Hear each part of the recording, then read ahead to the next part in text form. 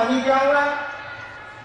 जगत गुरु का मानी हुआ कि इस दुनिया में, इस संसार में, इस जगत में कोई भी आदमी है, कोई भी इंसान है, वो किसी जगह पर रहता हो, किसी जाति का हो, काला हो, गोरा हो, उजला हो, पीला हो, लाल हो, कोई अंतर नहीं आता।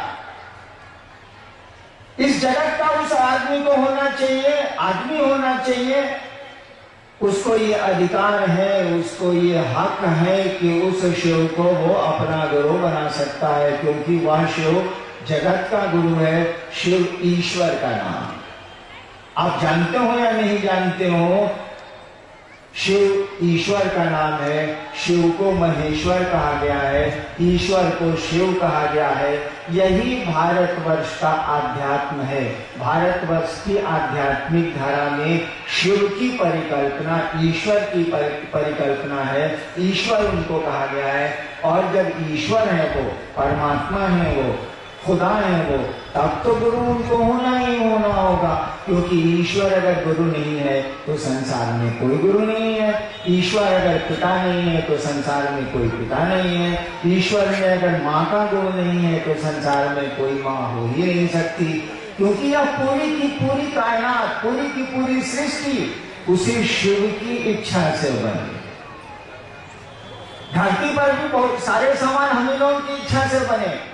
हम लोग इच्छा को मजबूत करते हैं और मकान बना लेते हैं, बहुत कुछ बना लिया हम लोगों ने। ठीक उसी तरह से हम आप भी किसी की इच्छा से बने। जैसे चीजें हमारी आपकी इच्छा से बनती हैं, हमारे आपके संकल्प से बनती हैं, उसी तरह से हम आप भी किसी की इच्छा से, किसी की सोच से बने। और रिश्ता न रुद्राक्ष बनाएगा, न कपड़े बनाएंगे, न पैसा बनाएगा, न बोली बनाएगी। कोई भी रिश्ता मन बनाता है हमारा आपका, पैसे नहीं बनाते, ये रुद्राक्ष नहीं बनाता, ये कपड़े नहीं बनाते। संबंध हो सकता है ये सहयोग दे, मदद करें, संबंध नहीं बनाते। बोली भी संबंध नहीं बनाती। बोली हम लोग बहुत बढ़िया बढ़िया बोलते हैं, लेकिन कोई संबंध नहीं होता। कई बार आप दूसरों को प्रणाम करिएगा। एक बार मैं गांव गया, सिवान मेरा घर है, बिहार जिले में, बिहार राज्य में। एक आदमी को मैंने कहा, काका गोड़ लागता नहीं। मेरा साथी था, वो आदमी चला गया, तो मेरा साथी पूछा कि बॉस ये कौन आदमी था? उस समय मैं पटना में मजिस्ट्रेट था। ये कौन आदमी था? तो हमने कहा मान ये सारा कुकुर है। देखिए, बोली से तो काका को प्रणाम किया हमने, लेकिन मन बुझ रहा है कि पूरे गांव को लड़ाता है, पूरे गांव में झगड़ा कराता है। लेकिन गांव के रिश्ते में वो चचा लगता है, तो शिष्टाचार में तो काका प्रणाम करना ही नहीं करना। तो बोली भी संबंध कहाँ बना रही है? मन संबंध बनाता है। यह बोलना कि शिव मेरे गुरु है, इससे हम आप शिष्य ना हो जाएंगे। ठीक है, बोली का असर होता, शब्दों का प्रभाव होता, शब्दों का असर होता, लेकिन यह मात्र केवल बोल देने से कि हम शिव के शिष्य हैं, या कंगन बांध लेने से कोई शिव का शिष्य नहीं होगा। जब तक आपका मन उस महादेव को अपना गुरु नहीं बनाएगा, अपना गुरु नहीं समझेगा, तब तक महादेव हमारे आपके गुरु नहीं होंगे। और जब अपना गुरु समझ लेगा, हम लोगों ने कहा ना कि शिव को अपना गुरु बनाए आप, गुरु तो है ही वो, अपना गुरु बनाए आप, अपना शिक्षक बनाए किसी को, अपना चिकित्सक बनाए किसी को, तब लाभ होगा ना। हम लोगों ने कहा कि उस शिव को अपना गुरु बनाइए। अपना का अर्थ समझते हैं, खुद समझते हैं। जब अपना समझ लीजिएगा ना, तो किसी को कुछ कहने की जरूरत नहीं है, आपको सब समझ में बात आ जाएगी।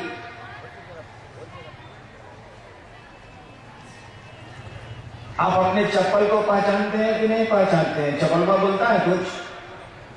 कितना लोग यहाँ बैठा हुआ है, जो होशियार होगा चप्पले पर बैठा होगा। हम लोग लड़का थे, अपन भाषण सुनने जाते थे गांधी मैदान पटना उटना में, तो अपना चप्पल में नीचे रख के बैठ जाते थे कि सारे अब चुरावो तो कहां से चुराएगा। लेकिन कुछ लोग होंगे जो बड़ा भक्ति भाव से आए होंगे कि महादेव की चर्चा है, चप्पल को उधरे खोल के आओ यार।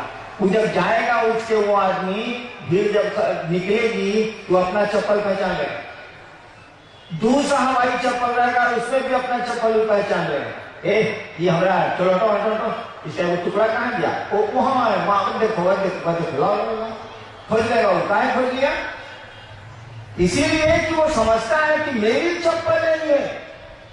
पैसा बोलता है कि पॉकेट में कितना है, लेकिन हमको आपको पता रहता है कि पॉकेट में कितना पैसा है। कुर्ता बोलता है कि आपका कुर्ता है हम, पैंट बोलता है, शर्ट बोलता है कि आपका है हम, लेके भाई साहब हम ही हैं, उठा लीजिए, नहीं बोलता है। आप उसको अपना समझते हैं इसीलिए ढूंढ लेते हैं, अपना समझ लेते हैं इसीलिए पूरी की पूरी पहचान उसकी आपके दिमाग में बनी हुई है।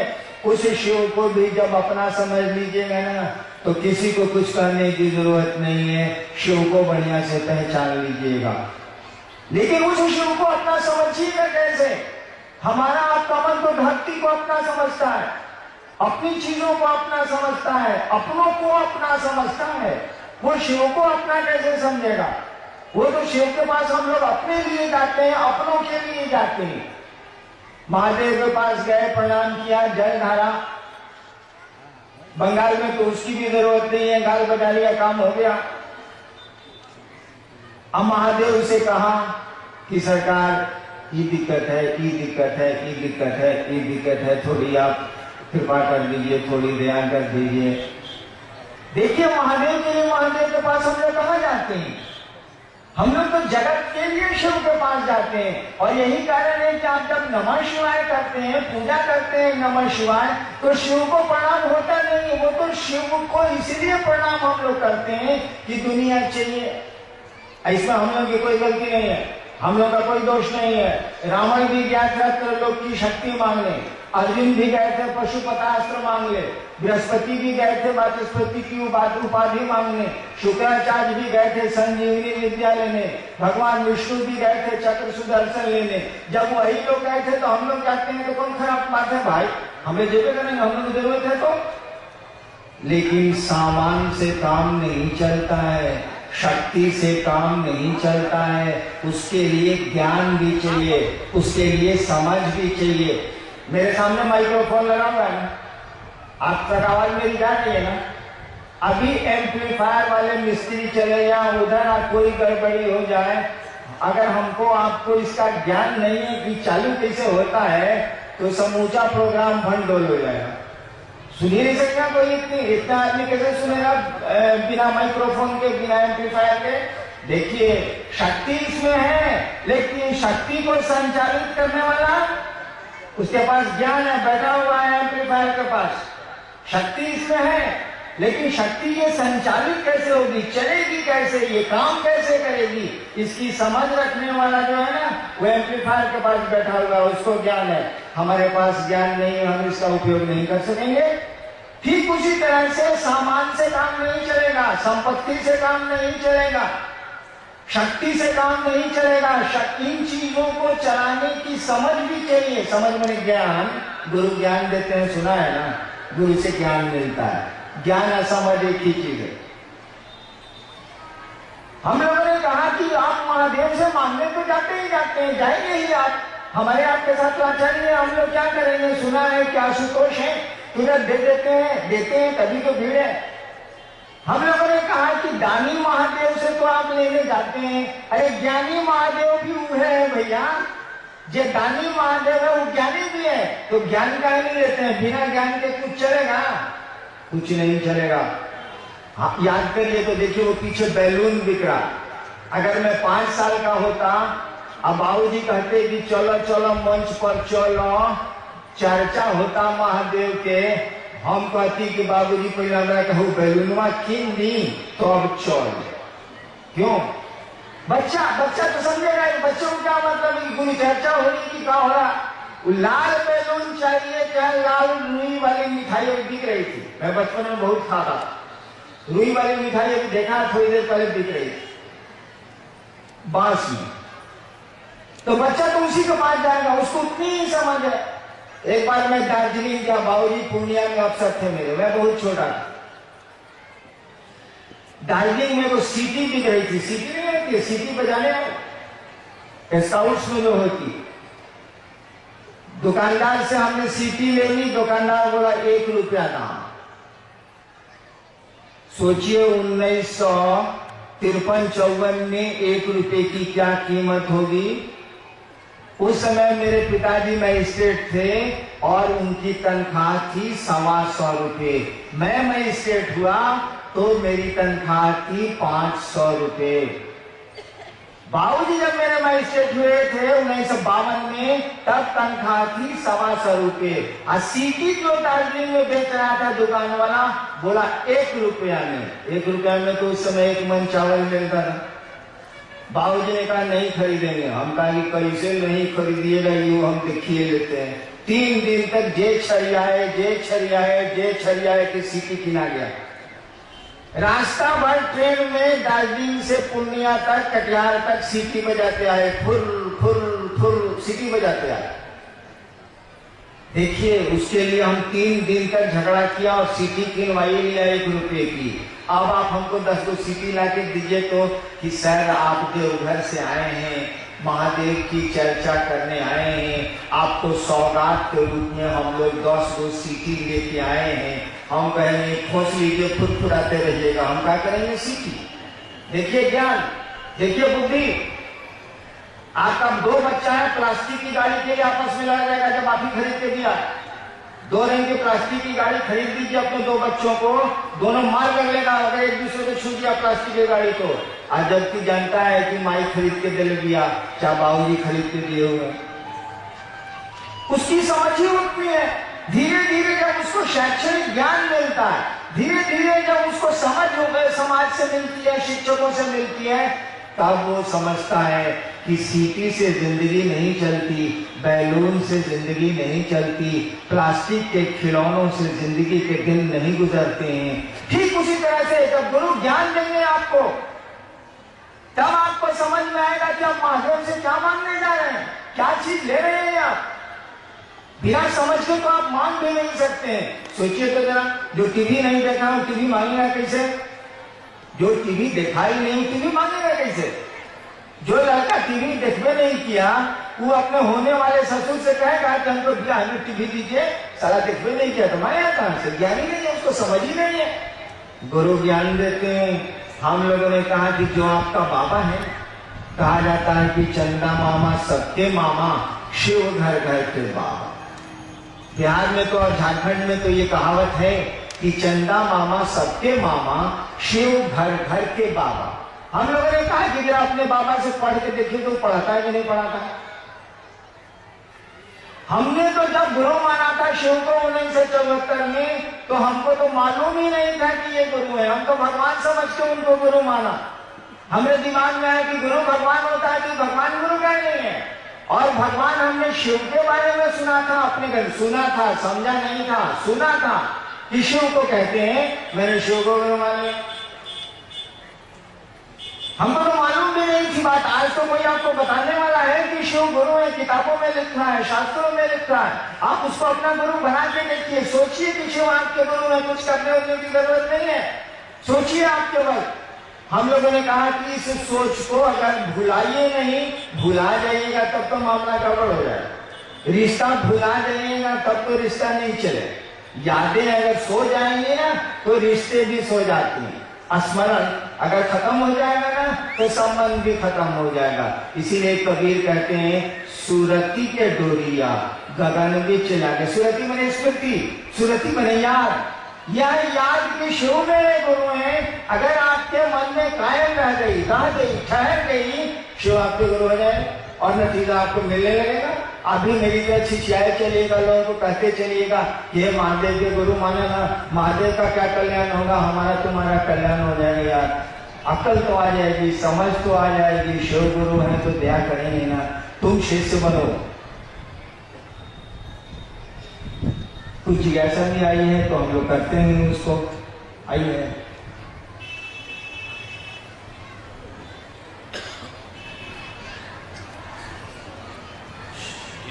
एक भाई की जिज्ञासा है कि शिव के सिवा अन्य देवी देवता को गुरु क्यों नहीं बनाते? एक भाई ने पूछा है कि महादेव के सिवा अन्य देवी देवता को गुरु क्यों नहीं बनाया जाए।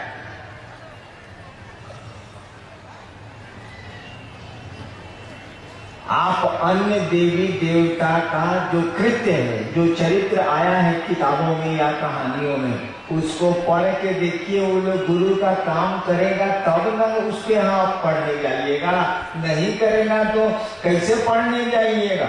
अस्पताल में बच्चे को पढ़ने के लिए भेजिएगा। मैं सरकार में 32 साल प्रशासन में था, हमारे पास भेजिएगा पढ़ने के लिए। हम तो कहेंगे भैया हम मजिस्ट्रेट हैं या फिर सरकार में ज्वाइंट सेक्रेटरी हैं, डिप्टी सेक्रेटरी हैं, हम पढ़ाएंगे नहीं ना, हम तो प्रशासन के लोग हैं, नौकरी करते हैं, शिक्षक थोड़े ही। अब तो हम बोलेंगे नहीं, लेकिन बहुत गौर से देखिए, अन्य देवताओं का कृत्य देखिए, उन्होंने जो जिस प्रयोजन से उन्होंने अपने को सृष्टि किया है उसको देखिए। उससे आपको लगेगा ये लोग तो ज्ञान देते ही नहीं है। हरहु सज्जन पीड़ा, या फिर विनाशाय च दुष्कृताम, परित्राणाम साधूनाम विनाशाय च दुष्कृताम, हम अच्छों को बचाएंगे, बुरों को, बुरे को, जो गलत है उनको मारेंगे। तो ये लोग तो ज्ञान देते नहीं ना, तो कैसे इनको आप गुरु बनाएंगे। आप अस्पताल बच्चे को नहीं भेज सकते ना, पीडब्ल्यूडी के ऑफिस में बच्चों को पढ़ने के लिए नहीं भेज सकते, नगर पालिका के कार्यालय में आप बच्चों को पढ़ने के लिए नहीं भेज सकते हो। वहां तो तरह तरह के कार्य होते हैं। पढ़ाने का काम तो मातृ विद्यालय में होता है, शिक्षक करते हैं। इसीलिए पूरे शास्त्र भारतवर्ष के, पूरी किताबें भारतवर्ष की कहती हैं कि शिव गुरु हैं, जगत गुरु हैं, आदि गुरु हैं, और वो गुरु का काम करते हैं। पूरी किताबें शिव को गुरु के रूप में स्वीकार करती है, रिकॉग्नाइज करती हैं, क्योंकि वो ईश्वर का नाम है। ईश्वर को तो गुरु होना ही होना होगा। आपके शिव पुराण में लिखा है कि भगवान विष्णु और ब्रह्मा जी को शिव कह रहे हैं। शिव पुराण में पढ़ा नहीं हूँ, एक बार मैंने उल्टा था, उसमें लिखा है कि शिव कह रहे हैं ब्रह्मा जी से कि हे ब्रह्मा जी आप सृष्टि की उत्पत्ति का कार्य करिए, हे विष्णु जी आप सृष्टि के पालन का कार्य करिए, मैं तो सृष्टि को ज्ञान देने का कार्य करूंगा। शिवपुराण में भी ये पंक्ति आई है, बहुत पुराणों में आई है, बहुत किताब में आई है। तो जो काम करेगा उसके पास तो उस काम के लिए भेजिएगा। हमारे पास मोटरसाइकिल खराब हो गई तो बनाने के लिए नहीं भेजिएगा, उसको तो गैरेज में नहीं भेजिएगा। ठीक उसी तरह से जो देवता गुरु का कार्य करते हैं, भगवती गुरु का कार्य ही नहीं करती, उनको गुरु कैसे बनाएंगे आप। हाँ, उनको उनके पास चले जाइए अगर भक्त रूप में, और ज्ञान चाहिए तो आपको बढ़िया स्कूल में भेज देंगी, वह अच्छे गुरु के पास आपको भेज जरूर देंगी, लेकिन खुद इस काम को वो नहीं करती हैं। जो करेंगे उन्हीं के पास ना बच्चों को पढ़ने के लिए भेजिएगा या खुद पढ़िएगा। एक भाई की जिज्ञासा है कि नमः शिवाय जाप करते समय ओम क्यों नहीं लगाया जाता है। इसीलिए कि ओम उसमें लगा हुआ नहीं है, इसलिए नहीं लगाया जाता है। वैसे ओम लगा के भी जप करिए, कोई खास बात नहीं है। ओम हटा के भी जप करिए, कोई खास बात नहीं है। जब तक गुरु की दया नहीं होगी, गुरु से आपका जुड़ाव नहीं होगा, तब तक परिणाम अच्छे, बहुत अच्छे नहीं आएंगे। क्योंकि मंत्रों का, शब्दों का जो चैतन्य होता है ना, उसमें जो ऊर्जा होती है ना, वह गुरु प्रदत्त है, गुरु से आती है। बिना गुरु के ओम नमः शिवाय भी आप कर सकते हैं, नमः शिवाय भी आप कर सकते हैं। लेकिन जो भारत के विद्वान हैं, जो भारत की अच्छी किताबें हैं, या मैं व्याख्या भी कर सकता हूँ, नमः शिवाय मंत्र है, ओम बहुत बाद में सम्मान के लिए लगा हुआ है। वैसे जपने के लिए आप स्वतंत्र हैं, जो जपिए, बिना गुरु से जुड़े मंत्रों का बहुत प्रभाव नहीं होता। एक भाई की जिज्ञासा है कि शिव शरीर में नहीं है तो ज्ञान कैसे मिलेगा। एक भाई ने पूछा है कि शिव शरीर में नहीं है तो ज्ञान कैसे मिलेगा। जब हम महादेव को 74 में गुरु माना था ना, आरा के गांधी, आरा एक जगह है बिहार में, वहां एक श्मशान है शहर के बगल में कांगी। मैं 74 में वहां साधना किया करता था, वहीं मैंने शिव को गुरु माना था। तो मेरे मन में भी ये सवाल था कि शरीर में नहीं हमको बताएंगे कैसे भाई। लेकिन हमारे साथ तो लाचारी थी, 14 साल मसान में रह गए थे, पढ़ाई लिखाई सब गड़बड़ा गई थी मेरी।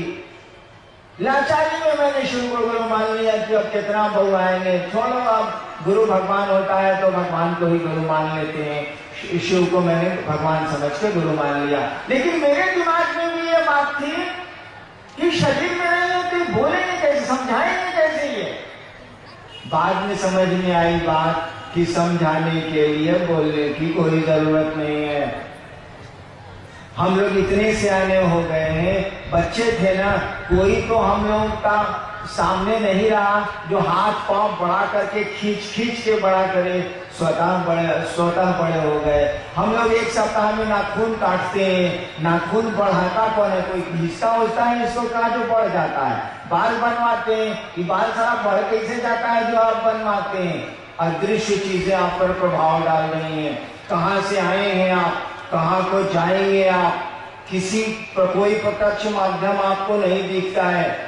हम लोग कैसे आ गए, कहां से आ गए, किस लिए आ गए, कब तक रहेंगे, कोई यहाँ पर फिजिकल बॉडी नहीं है जो इस काम को दिखता हो करता हुआ। सब कुछ अदृश्य माध्यमों से चल रहा है, सब कुछ अनसीन है, अनजाना है। गुरु इसकी समझ देते हैं, शरीर का कोई अर्थ नहीं होता है। शंकराचार्य एक जगह लिख रहे हैं, आदि शंकराचार्य जो सबसे पहले शंकराचार्य हैं, शिव गुरु की स्तुति लिख रहे हैं। लास्ट में उनकी संस्कृत में जो लिखा है श्लोक, उसमें उन्होंने लिखा है इस बात को कि वट तरु मूले, एक वट का वृक्ष है बहुत बड़ा, उसके जड़ के नीचे वट तरु मूले, वट वृक्ष के जड़ के पास एक युवा साधु बैठा हुआ है, युवा गुरु बैठा हुआ, एक नौजवान गुरु बैठा हुआ है वट वृक्ष के नीचे। और उसके जितने शिष्य हैं सभी वृद्ध हैं, सभी बूढ़े हैं, वो गुरु नौजवान है। शंकराचार्य लिख रहे हैं, शिव गुरु के बारे में स्तुति कर रहे हैं, तो नाम नहीं ले रहे हैं शिव गुरु का। पहले कह रहे हैं कि एक वट का पेड़ है, वट वृक्ष है, वट का पेड़ है, उसके जड़ के पास एक युवा नौजवान गुरु बैठा हुआ, उसके चारों ओर जो शिष्य बैठे हुए हैं सभी बूढ़े हैं, वृद्ध हैं। सबसे आश्चर्य की बात, शंकराचार्य लिख रहे हैं, सबसे आश्चर्य की बात है कि ये गुरु कुछ बोल ही नहीं रहा। शंकराचार्य लिख रहे हैं कि वट वृक्ष के नीचे ये जो युवा पुरुष है, गुरु बैठा हुआ है, उसके जितने शिष्य हैं सभी वृद्ध हैं, और सबसे आश्चर्य की बात है कि ये गुरु कुछ बोल ही नहीं रहा। तब भी क्या हो रहा है, शिष्यों के संशय, शिष्यों का की जो शंकाएं हैं, संशय है, वो मिट रही हैं, खत्म हो रही हैं। और उन्हीं की इस लाइन को भारतवर्ष ने पकड़ लिया। लिखा शंकराचार्य ने, गुरुस्तु मौनम व्याख्यानम छिन्नते शिष्य संशया। शंकराचार्य ने लिखा, गुरुस्तु मौनम व्याख्यानम, गुरु कुछ बोलते नहीं है, गुरुस्तु मौनम व्याख्यानम, ऐसी बोली जिसमें आवाज नहीं है। गुरुस्तु मौनम व्याख्यानम छिन्नते शिष्य संशया, शिष्यों के संशय, शिष्यों की शंकाएं पल प्रतिपल खत्म हो रही हैं। तब शंकराचार्य कहते हैं, ऐसे शिव गुरु को प्रणाम है, ऐसे दक्षिणामूर्ति शिव को प्रणाम है। मैंने बताया है कि वट वृक्ष के नीचे युवा गुरु है, उसके सारे शिष्य बूढ़े हैं, और सबसे आश्चर्य की बात है कि गुरु कुछ बोलता ही नहीं है। तब भी शिष्यों के संशय पल प्रतिपल छिन्न हो रहे हैं, खत्म हो रहे हैं। और यही लाइन भारतवर्ष की गुरु परंपरा में चली, गुरुस्तु मौनम व्याख्यानम छिन्नते शिष्य संशया। गुरु को बोलने की कोई जरूरत नहीं है, उनका तो मौन व्याख्यान, ऐसा व्याख्यान जिसमें आवाज नहीं होती है, शिष्य के संशय को दूर करता है। मेरे मन में भी ये शंका थी, लेकिन 8 वर्षों तक इसी शंका के चलते मैंने किसी को नहीं कहा कि मैंने शिव को गुरु माना है, आप भी मानिए, चुप रह गया मैं। 8 वर्षों के बाद मुझको लगा कि तो गुरु है, सब कुछ समझा देता है ये। मुझको नमः शिवाय भी भाई मालिक से मिला, चमत्कार सीखने गया था, वो भी मैंने सीख लिया, कोई बताने वाला नहीं, तब भी चमत्कार होने लगे। इसीलिए ऐसा नहीं है कि जो दिखता है वही आपको ज्ञान दे सकता है, जो नहीं दिखता। गुरु तो एक भाव है, पिता एक भाव है, जो दिखता है वही ज्ञान दे सकता है जो नहीं दिखता है। उसने भी दिखने वाले को किसी न किसी दिन ज्ञान दिया है। आदमी जब गुरु हो गया है, पहली बात सोचिए तो कोई आदमी गुरु हुआ होगा तो कहाँ से सीखा होगा? ईश्वर ने ही उसको सिखाया होगा। और इसीलिए वेदों के बारे में कहा जाता है ये ईश्वर की वाणी है। वेदों के बारे में कहा जाता है ना, ये ईश्वर की वाणी है। पहला आदमी जो धरती पर आया होगा और उसको जो ज्ञान आया होगा, कहाँ से ससुरा पढ़ा होगा, कहाँ से किताबें मिली होंगी उसको? वो पहला आदमी था, उसको सिखाया कौन होगा?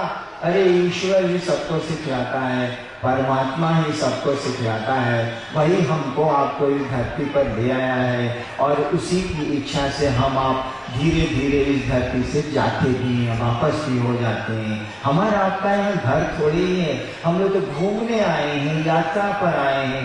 आज है कल नहीं रहेंगे, कल है परसों नहीं रहेंगे। हमारी आपकी यात्रा का कौन ठिकाना? एक भाई की जिज्ञासा है कि शिव शिष्यों पर खान पान आदि की परिगणाएं क्यों नहीं लगाई जाती है, जबकि अन्य पंथों में ऐसा होता है। एक भाई ने पूछा है कि शिव शिष्यों पर खान पान की वर्जना क्यों नहीं लगाई जाती है? माने होगा कि मत खाइए, मत खाइए, खाइए, मत करिए। देखिए भाई, गुरु शिष्य की परंपरा में कानून गुरु का चलेगा, चेला वाला का नहीं चलता। किसी को गुरु बनाइएगा तो नियम कानून उसका चलेगा कि हमारा आपका चले, नहीं चले। हम लोगों ने शिव को गुरु बनाया तो कानून उनका चलेगा, हमारा आपका थोड़े चले। उस जगत के गुरु हैं, जगत में भिन्न भिन्न प्रवृत्ति और प्रकृति के लोग हैं कि नहीं है? एक आदमी के अंगूठे का निशान संसार में आज तक दूसरा नहीं मिला। किसी के अंगूठे का निशान संसार में एक नहीं है। तो भिन्न भिन्न प्रवृत्तियां हैं, कोई कुछ चाहता है, कोई कुछ खाता है, कोई कुछ करता है, कोई कुछ सोचता है। भिन्न भिन्न प्रवृत्तियां हैं और भिन्न भिन्न प्रकृतियां भी हैं, स्वभाव भी भिन्न भिन्न है। चाहते भी भिन्न भिन्न लोग हैं, सोचते भी भिन्न भिन्न तरह के लोग हैं और स्वभाव भी भिन्न भिन्न है। अंगूठे का निशान एक नहीं हुआ तो बाकी चीजें अब क्या एक होंगी? वो जगत का गुरु है और ये संसार उसी शिव का है। भले हमारा आपका महादेव नहीं हो, शिव के तो हम सभी हैं, हमारा आपका महादेव हो या नहीं हो। हमारी तो बीवी है, हमारे बच्चे हैं, हमारा परिवार है, हमारा पैसा है, हमारा घर है। महादेव को तो इसी के लिए खोजे जाते हैं। महादेव के तो सभी हैं, उस शिव के तो सभी हैं, उस खुदा की खुदाई तो पूरी की पूरी है, वही है सब कुछ, तो उसके तो सभी हैं। वही जगत का गुरु है, वही गुरु भी है, वही जगत का पिता भी है, वही जगत की माँ भी है, सब कुछ वही है।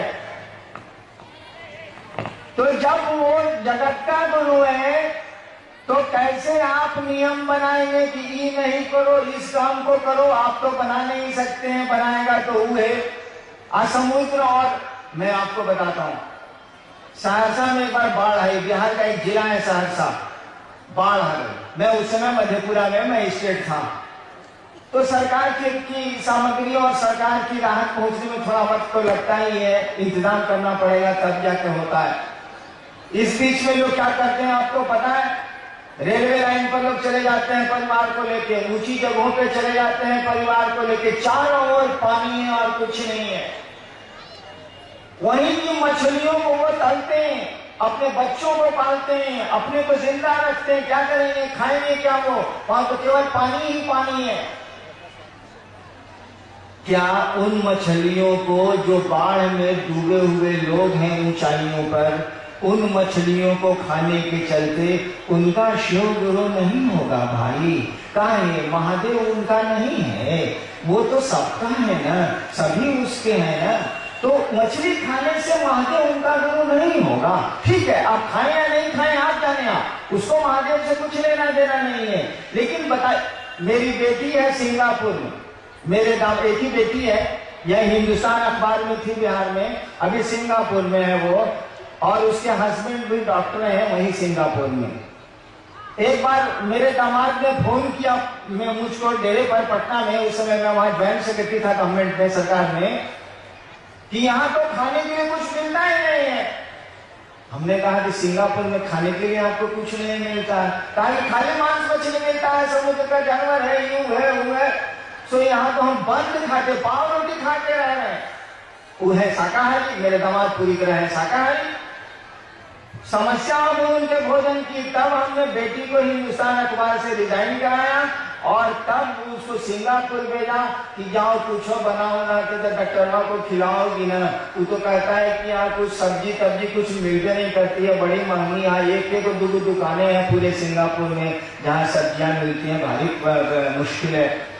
कहा है सिंगापुर के लोगों को शिव को गुरु मानने का अधिकार नहीं है क्या? क्या समुद्र के किनारे रहने वाले मछुआरों को शिव को गुरु मानने का अधिकार नहीं है क्या?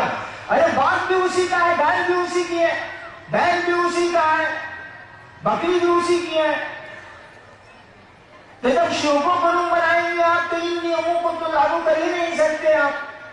और इसीलिए हम लोग कुछ नहीं बोलते हैं। हम लोग नहीं बोलते हैं कि मांस मछली खाएं आप, हम लोग नहीं बोलते हैं कि मांस मछली छोड़ें आप। हम लोग कुछ बोलते नहीं, कहते हैं कि जो मेडिकल साइंस कहता है सो करिए, आपको जो ठीक लगता है आपके शरीर के लिए जो ठीक है सो करिए, लेकिन 3 काम जरूर करिए। शिव को गुरु बनाइए और गुरु बना के उनको रखिए अपना गुरु, उनको प्रणाम करना सीखिए, उनसे दया मांगने की कोशिश करिए और शिव गुरु हैं इसकी चर्चा करिए।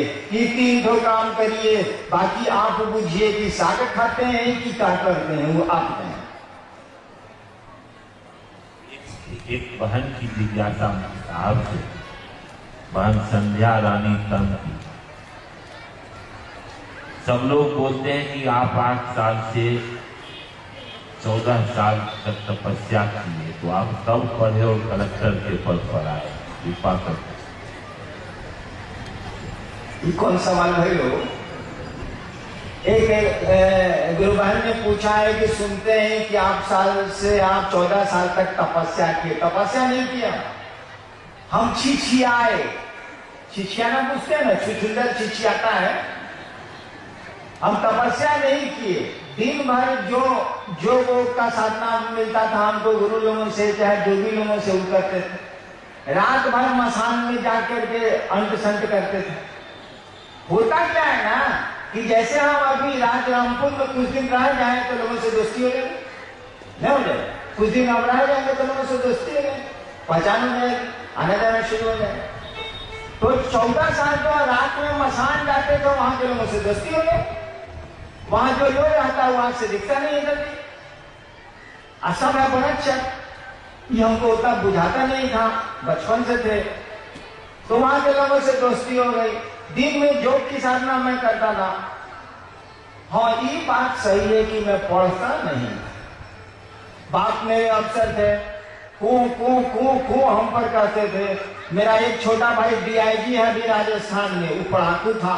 मेरी 2 सिस्टर है, सब पढ़ाकू अफसर है सब। हम थे एकदम भोचू, पढ़ने लिखने से कोई मतलब नहीं, मार झगड़ा ये वो, कभी किसी को पीट देना, कभी किसी।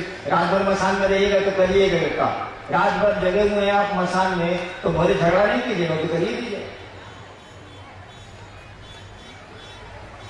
14 साल के बाद हमको लगा कि साला हम फंस गए, गलत जगह में फंस गए हम साला।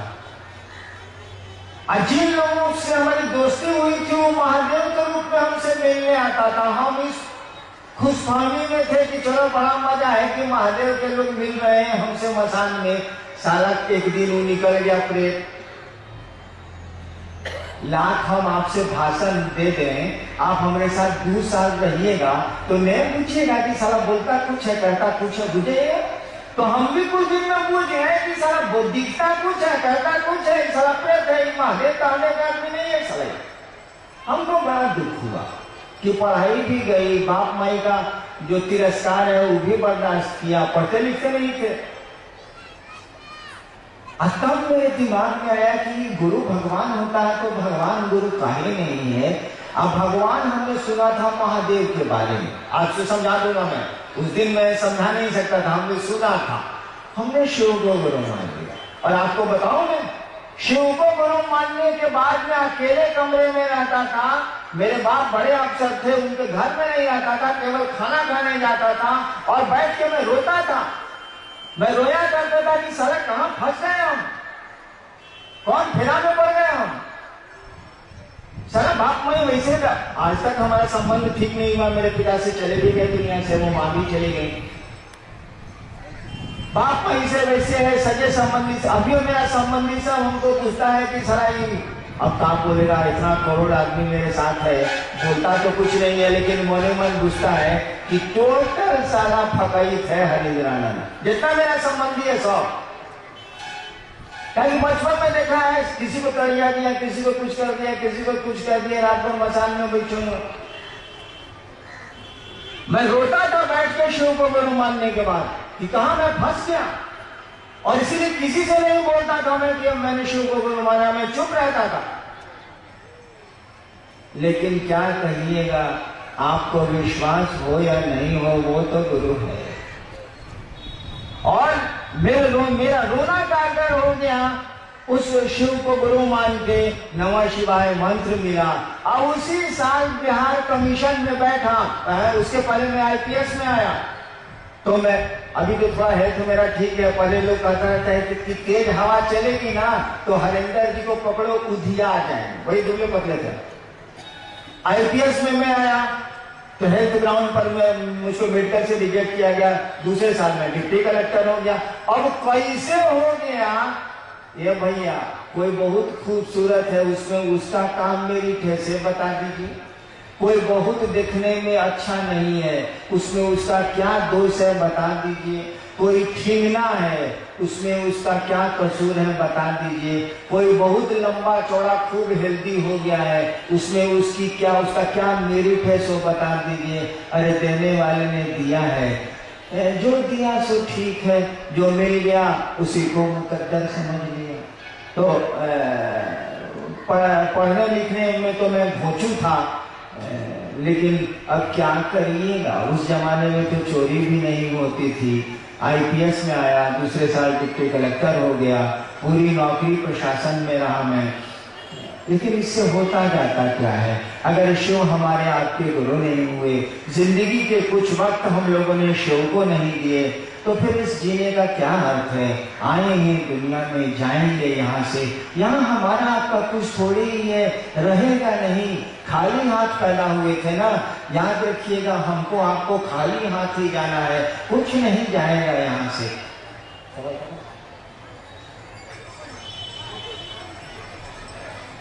सुंदरगढ़ जिले के इस राज रामपुर, बड़ा मेहनत से बोले के पड़े, राज रामपुर के इस फुटबॉल मैदान में मैं तो पहली बार आया, और आपके दर्शन का सौभाग्य मुझको मिला, गुरु चर्चा करने का सौभाग्य मुझको मिला। फिर कभी आप बुलाएंगे तो मैं चेष्टा करूंगा कि जरूर आऊं। आप अभी बैठे, आप बताएं नहीं, फिर मुझको मौका मिलेगा तो मैं जरूर चेष्टा करूंगा कि आपके दर्शन करूं, आपके इलाके में आऊं। मैं महादेव का चेला हूँ, महादेव मेरे गुरु हैं, मैं शिव का शिष्य हूँ। फक्कड़ का चेला फक्कड़ होता है, महादेव को तो ऐसे भी लोग फक्कड़ कहते हैं। देने के लिए मेरे पास कुछ नहीं है, फिर भी आपको दिक्कतें हुई, आपको असुविधाएं हुई, आप हमारे इस महादेव के महोत्सव में आए। मैं अपने महादेव से ये प्रार्थना करता हूँ कि आपका जीवन सुखमय हो, शिवमय हो, आपके जो दुख हैं थोड़े कम हो जाएं, और शिव के शिष्य के रूप में मैं आपको बिना अधिकार ये आशीर्वाद भी देता हूँ कि आपका जीवन सुखमय हो, शिवमय हो, आप शिव के सचमुच में शिष्य बने, और आप सबों के चरणों में, जितने जहां तक मेरी आवाज जा रही है, आपके सबों के चरणों में मेरा प्रणाम है। आप मेरा प्रणाम स्वीकार करिए।